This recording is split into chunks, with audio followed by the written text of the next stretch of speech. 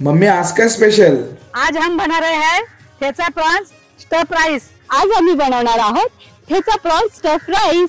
मजा आहे मग आज. तुझीच मजा आहे. मी हाय कोली सोरील्या डोली र मुंबईच्या किनारी अगं मारतीन कोली हानल्यान गोली ग चल जाऊ बाजारी.